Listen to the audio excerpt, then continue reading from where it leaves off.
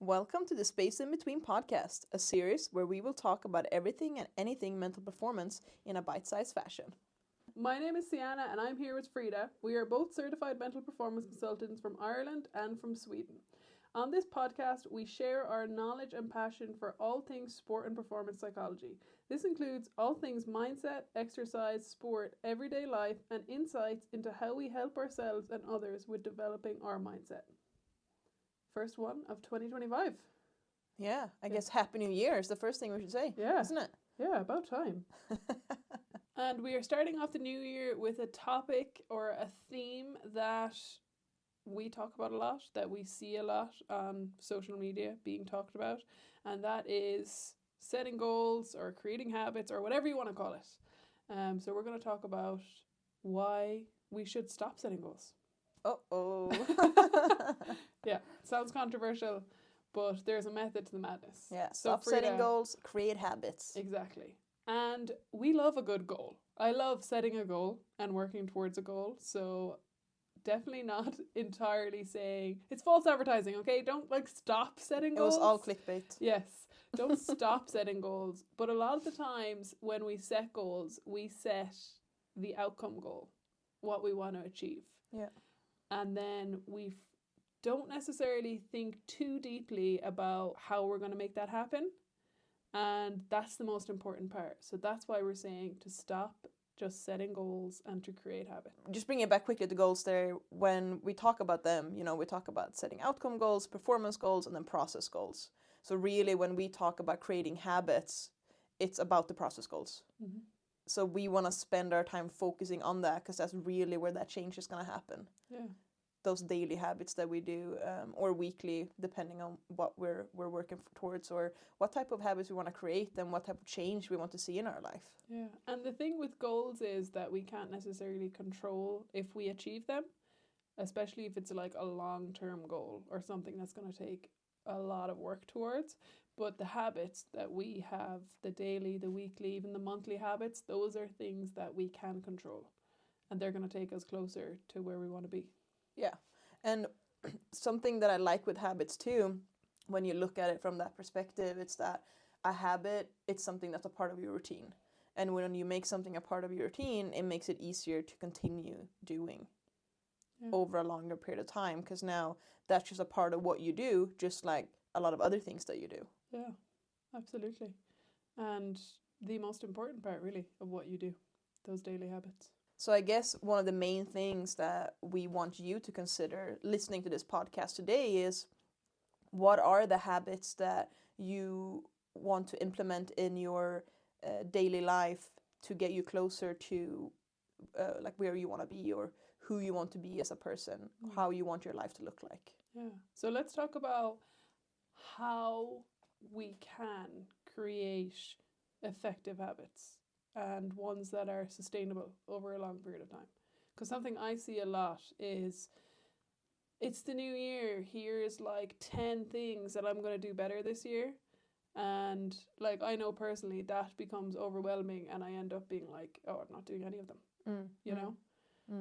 So how can we go from maybe 0 today to being a little closer to where we want to be by the end of the year? Yeah. One thing that you can do is to stack habits. So making it a part of a routine that you already have, that can make it easier to follow through with. The reason why I thought about this is because I was thinking about a fitness-related, let's say, outcome goal. Let's say that one of your goals is to work on your mobility and you want to be able to touch your toes, for example. Classic. Classic, yeah. It's just, I don't know, the first thing that came to mind here. A way that you can do that as a habit stacking routine is that, let's say you're in a routine already of working out. Okay, how can we implement maybe 5 minutes of stretching at the end of your training session? There you're stacking a habit, because you're already in the habit of being active and going to the gym, for example, 3 times a week. Okay, if I add 5 minutes, even 1 minute, anything, in that way, then you're stacking that habit, maybe making it more likely to happen. Yeah, so combining it with something you're already doing. Yeah. Or let's say we're trying to take a daily multivitamin or something, I don't know. You can stack that way. It's actually called a multivitamin in Ireland. Okay. Yeah, whatever. Like we can stack that with maybe, let's say, our morning coffee, or I don't know, whatever else you can pair it with. Mm-hmm. And you mentioned another way to begin to include like better habits in your day or week. And you said, you could do 1 minute of mobility or 5 minutes of mobility. And like, that's something important, because sometimes when we think about starting something new, like, I mean, a simple one to think about is like starting to go to the gym. Yeah. Or like starting to work out. Like, we think about maybe it has to be like an hour-long session. If you currently do 0 physical activity, going for a 1 minute walk is progress. That's true. So it doesn't have to be like this huge part of your day.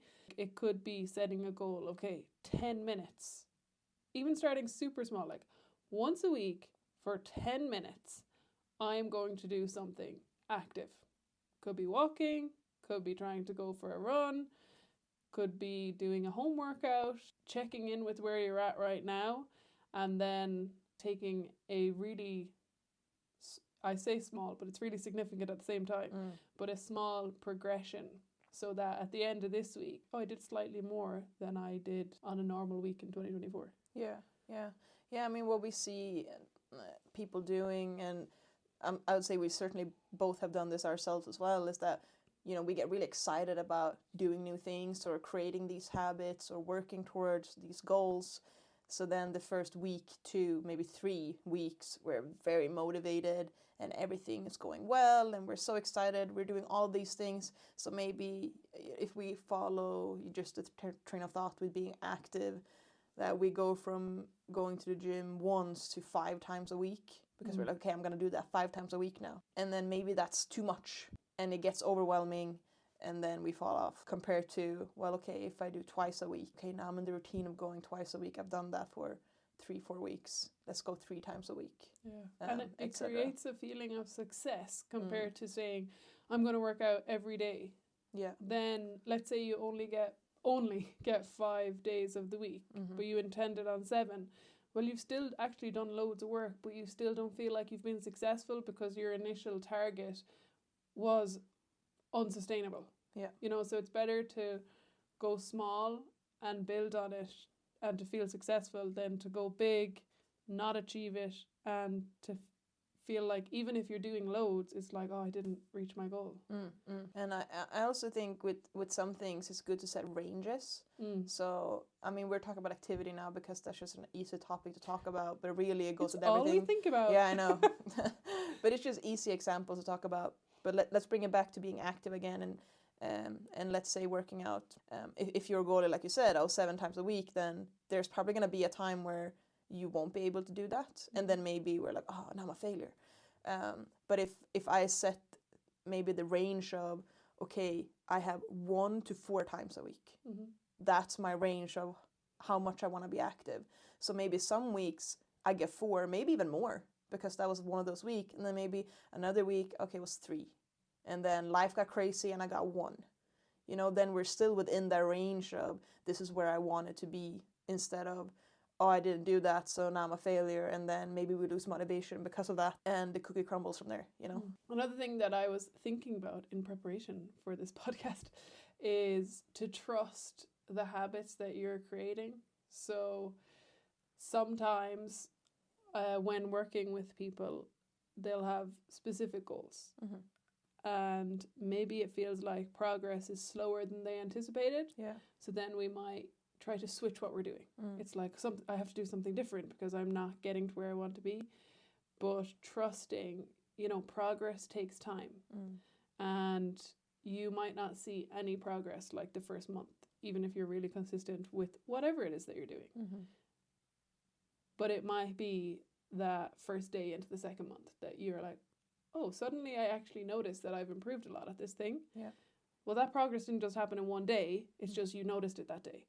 If we stop at the end of month 1, we might miss out on seeing that progress that is so close. Yeah. Yeah. So if you are deciding to start something new, to work towards some type of goal you have, like to trust the processes you have.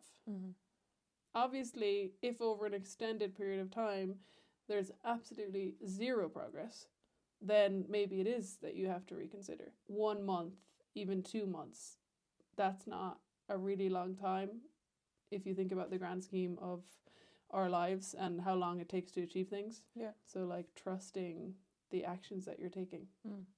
Yeah, for sure. And on the flip side of that, I also think about sometimes we might see more progress in the beginning. And then as we go on, maybe that progress will probably slow down, because a lot of times when we do new things, progress might happen quicker and then it might slow down, because using the example of fitness again, if I am a novice lifter, I am probably gonna see results faster than someone that has been lifting for decades, because they are probably already lifting close to where they're at, and it's going to be hard to see that increase in, like, let's say your max rep for weight or something compared to someone that's new. So that's important to remember too, that even if things slow down a little bit, you know, that progress is still happening, even if it might not be as fast as it was at first. Those newbie gains. Yeah, I know. They're great. I mean, that's one of the reasons why it's so exciting when we start new things a lot of the time, because we see that immediate progress. For example, I think back to when I started swimming last year. At the start, I felt like I was making progress fairly fast, you know. Obviously, there was moments too where I was like, nothing is happening. I still can't breathe. That's kind of what it felt like. No, but then that does happen faster. Yeah. But then there's going to be a point where, okay, now we maybe got to tweak a little bit more to see more progress, etc. So that's why it's important to check in too, like what habits have we created? Are they still serving me? Are there things that I want to change?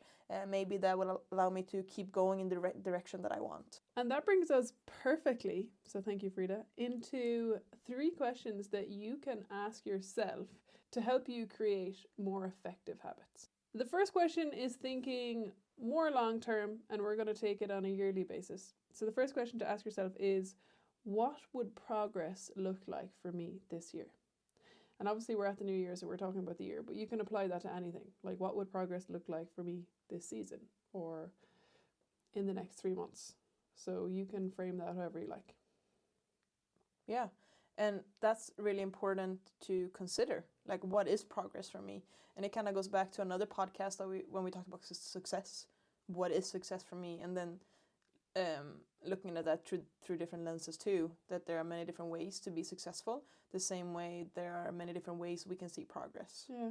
And I particularly like that question if you do have like some specific outcome-based goal. Like, for example, if we look at weight loss, right? Let's say you are currently 80 kilos and you want to get to 70 kilos. You know, obviously progress for you over the course of a year would be getting to the 70 kilos, but it also would be progress, if I think about it, to get to 74 kilos or 73 kilos. Like, that's a very obvious way to see that it was progress just because it's numbers, but we can apply that to anything. Like, maybe progress in your sport is like, maybe I didn't win the championship, but I ended the year as a better athlete than I started it. Yeah. So it can be a good way to, even if we don't achieve that specific outcome, we still see that there was growth. The second question is, what do I want to do less of?